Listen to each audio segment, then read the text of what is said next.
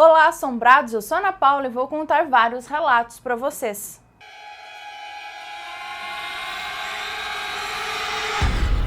Histórias assombradas. O menino do rio Arinos. O moço que nos conta esse relato diz que, na verdade, quem conta essa história é a mãe dele. Então, a mãe dele conta que quando tinha por volta dos 12 anos de idade, ela morava numa cidadezinha do interior do Mato Grosso, chamada Porto dos Gaúchos, uma cidade pacata de pouco mais de 6.000 habitantes. Lá passava um rio chamado Arinos. Esse rio, em época de seca, ele baixava tanto que era possível quase que atravessar o rio a pé. Já na época que chovia bastante, ele enchia tanto que chegava a invadir as casas ribeirinhas ali. Chegava a cobrir as casas. Sendo assim, na época de seca, ela e a criançada tinham o costume de brincar nesse rio. E um dos amigos, que também tinha 12 anos por aí, brincava na outra margem do rio. Como ele tinha esse costume de brincar na outra margem do rio, ele acabou morrendo afogado quando as águas subiram na época das cheias. A cidade toda ficou muito comovida, foi acionado o corpo de bombeiros, alguns integrantes ali do exército, até da marinha, foram para lá para tentar encontrar o corpo do menino. Durante as buscas, ela conta que a turminha dela ficava rezando lá no centro de catequese da cidade. Só que dia após dia, a esperança de encontrar o corpo só diminuía. Só que durante esse período, ela conta que esse menino aparecia para eles ali, para as crianças, e ele falava a respeito de uma grande árvore.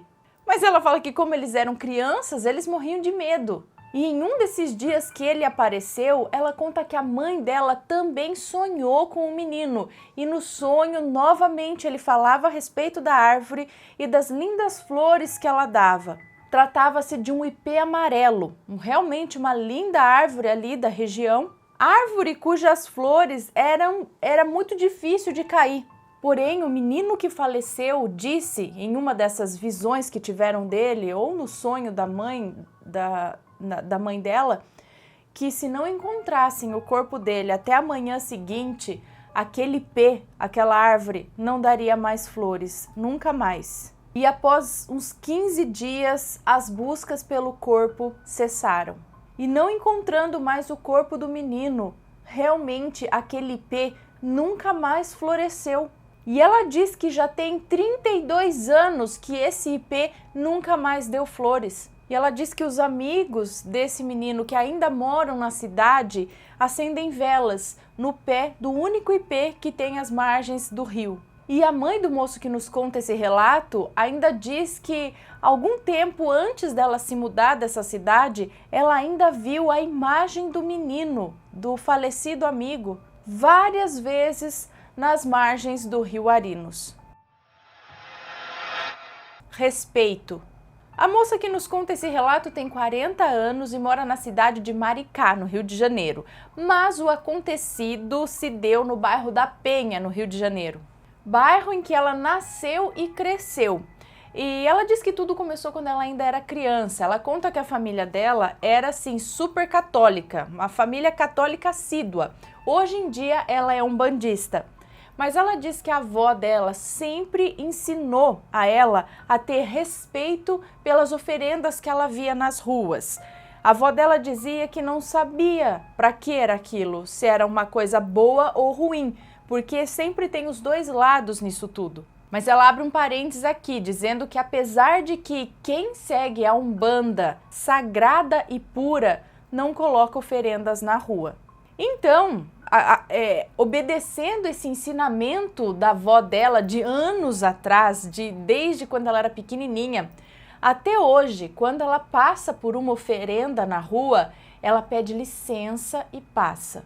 Acontece que quando ela tinha 15 anos, ela conta que um dia estava indo para a igreja, como faziam todo domingo, e ela diz que a rua dela era uma rua bem comprida, uma rua longa que passava pela praça. E para você chegar na igreja, você tinha que atravessar a praça, passar pela praça. Foi quando atrás delas vinha duas moças. E ali naquele local tinha uma oferenda. Então ela conta que ela pediu licença e passou pela oferenda. Só que uma das moças que vinham lá atrás começou a debochar da oferenda, ironizando tudo que estava ali naquela oferenda. Quando de repente elas escutaram um tapa, um estalo assim, sabe? Como se fosse um tapa, pá!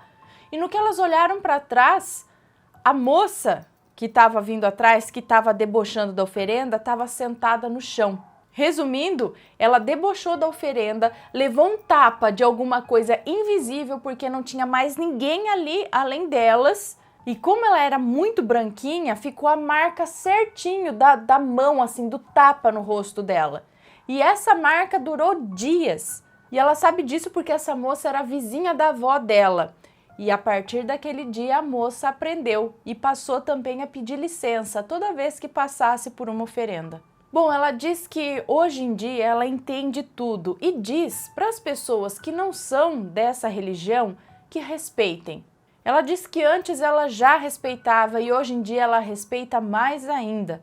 E pede ainda para que ninguém quebre imagens, deboche das coisas que estão ali na oferenda ou que falem mal do que está lá. Respeitem. Quem era aquela mulher? A moça que nos conta esse relato diz que isso aconteceu com o pai dela quando ela ainda era um neném. Então ela conta que um dia o pai dela estava na sala e começou a escutar um bebê chorar. E chorar e chorar e ficou esperando que a esposa dele, ou seja, a mãe da moça que nos conta esse relato, fosse até lá para acalmar o bebê.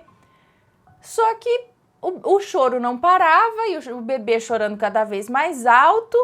E ele percebeu que não foi ninguém lá para acudir a criança. Então ele gritou lá da sala, do sofá, ele gritou: Ei, vai olhar a menina, ela tá chorando. Ela conta que esse dia o pai dela estava bem cansado, por isso que ele gritava para a esposa dele e olhar o bebê. Foi então que ele resolveu ele mesmo levantar e ir até o quarto da criança. Mas antes ele passou no quarto dele, no quarto do casal. Quando ele olhou lá, ele viu a esposa dele sentada na cadeira. E aí ele virou para ela e falou: Ei, você não viu a menina se acabando de chorar? Mas a esposa dele, ou seja, a mãe da moça que nos conta esse relato, nada respondeu.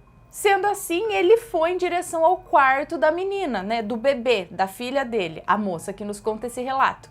Foi até o quarto dela e no que ele chegou no quarto, ele viu a esposa dele carregando e tentando acalmar a menina que estava ali chorando. Aí ele gelou. Aí ele voltou correndo pro quarto dele, pro quarto do casal, só que chegou lá não tinha mais ninguém. A mulher que ele achava que era a esposa dele, que estava lá sentada na cadeira, não estava mais lá. E aí, quem será que estava no quarto dele? Por que a criança estava chorando tanto? Será um anjo? A moça que nos conta esse relato é de Presidente Prudente, interior de São Paulo, e diz que isso aconteceu com ela e com a mãe dela, quando ela ainda tinha uns 3 aninhos de idade. E quem sempre contou essa história para ela foi a mãe. Ela conta que nasceu prematura, com apenas 6 meses de gravidez ela nasceu.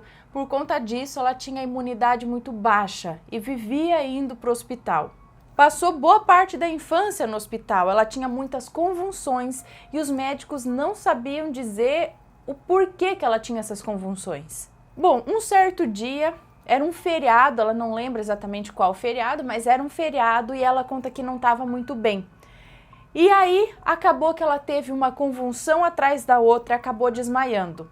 Como a mãe dela já estava até meio que acostumada com essa situação, foi lá, deu um banho nela, pegou a menina e foi para o ponto de ônibus para pegar um ônibus para ir até o hospital, que era longe da casa dela. Eles não tinham carro na época e a mãe dela achou que não seria necessário chamar uma ambulância, porque sempre acontecia isso. Então ela estava assim levando no hospital, mais para ter certeza mesmo que não era nada grave. Chegando ao hospital, depois de muito tempo de espera, ela foi atendida. Foram feitos vários exames e os médicos disseram que estava tudo normal, que ela não tinha nada de grave, que ela estava ótima. Talvez fosse alguma gripezinha, então passaram um xarope, uma coisinha assim e liberaram. E já era tarde a hora que elas saíram do hospital. E o ponto de ônibus ficava a uns 700 metros do hospital, era meio longinho. E lá foi a mãe dela, pegou ela no colo, né? Lembrando que ela tinha 3 anos nessa época, pegou ela no colo e foi andando em direção ao ponto de ônibus que ficava meio afastado, na frente de uma faculdade. E como era feriado, não tinha um gato passando na rua, não tinha ninguém, o lugar estava deserto. E ela ficou lá sentada no ponto de ônibus, com a criança no colo, esperando. Depois de alguns minutos que ela estava sentada lá, passou um carro. Chegou um carro, parou na frente do ponto de ônibus, era um carro todo branco, parou, abaixou o vidro do carro e tinha um moço lá dentro. E o moço virou para elas e disse: Oi, você quer uma carona? É perigoso ficar essa hora aqui com ela no colo sozinha. E a mãe dela, toda sem jeito, recusou a carona. Ela não conhecia, disse que não, daqui a alguns minutos o ônibus já estava passando e ela ia.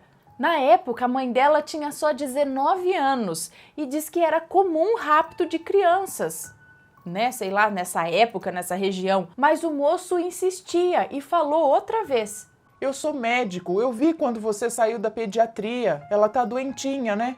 E olha o vento que tá fazendo aqui, aceita a minha carona. E a mãe dela, mesmo desconfiada, resolveu aceitar a carona do moço. Entrou no banco de trás, carregando ela, e disse onde morava. E o moço seguiu o caminho da casa delas. Aí, passados uns 2 quarteirões do ponto de ônibus, a menina começou a ficar roxa. Teve outra convulsão e desmaiou. Só que dessa vez ela não voltava do desmaio. Aí a mãe dela se desesperou e começou a gritar: Ela não tá respirando, ela tá roxa, minha filha morreu!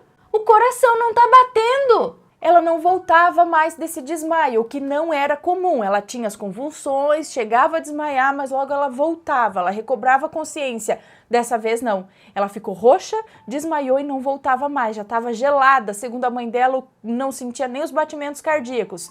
Nesse momento, o médico, aquele moço, virou o carro e seguiu de volta para o hospital. Enquanto isso, ele foi falando para a mãe dela tudo o que ela deveria fazer. E ela, desesperada, foi fazendo o que ele pedia. Fazia a massagem cardíaca, assoprava na boca dela, conforme ele ia ensinando. E aí o moço, dirigindo o mais rápido que podia, largou o carro na porta do hospital, catou a menina no colo, a moça que nos conta esse relato, que tinha 3 aninhos, catou ela no colo e já entrou com ela direto pro CTI. E a mãe dela diz que lembra dele usando o desfibrilador umas 2 vezes nela.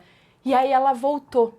Na verdade, o coração dela voltou a bater. E aí ele aplicou um soro nela, pediu a carteira de vacinação dela para a mãe e disse que era para ela ficar ali, que ele iria fazer a ficha da menina. E aí ele marcou o nome dele e o telefone num papel e entregou para a mãe dela. E disse que se ela precisasse de qualquer coisa, ela podia ligar para ele.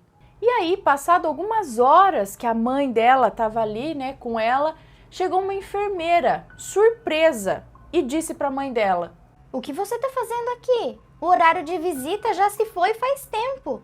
E a mãe dela explicou que estava esperando o médico fulano de tal. E a enfermeira virou para ela e falou que não tinha nenhum médico fulano de tal lá naquele hospital. Mas a mãe dela afirmou que tinha sim, que foi ele que deu entrada no hospital ali com elas. Então a enfermeira pegou a mãe dela e foram as duas lá na recepção, tá? Para procurar a ficha, para procurar se tinha algum médico lá que deu entrada ou se ele tinha feito a ficha, da menina, e realmente não tinha nada. O documento dela sumiu, não estava com ninguém. E até os seguranças disseram que não viram ninguém entrar, nenhum médico com criança nenhuma. Eles só viram a moça, a mãe dela entrando. Não viram nem o rapaz, nem a criança entrando. E aí a mãe dela lembrou do papel que ele tinha dado para ela com o nome e telefone dele. Aí ela foi correndo na bolsa dela, direto no bolsinho, onde ela tinha certeza que tinha enfiado o papel. Procurou e não achou nada, não tinha nenhum papelzinho.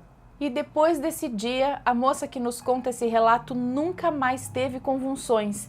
E ninguém soube explicar quem era aquele médico que levou ela até o CTI, como que ela chegou até o CTI, quem prestou os primeiros socorros ali.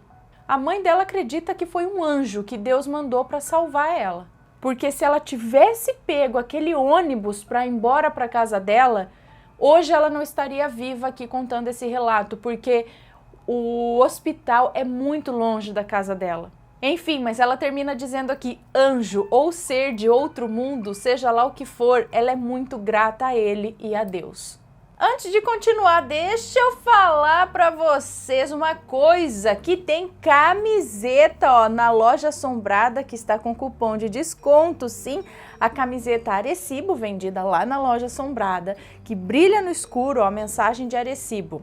Ela tá com 15% de desconto, se você usar o cupom de desconto que está aqui na descrição desse vídeo. Vai lá, veja o cupom, insere e ganhe esse descontão aí na camiseta Mensagem de Arecibo, só nessa camiseta, hein? Aproveita! Se gostaram desses relatos, deixa o seu joinha, se inscreve no canal, segue a gente nas redes sociais e compartilha esse vídeo com seus amigos. Um beijo pra vocês e até o próximo relato. Tchau!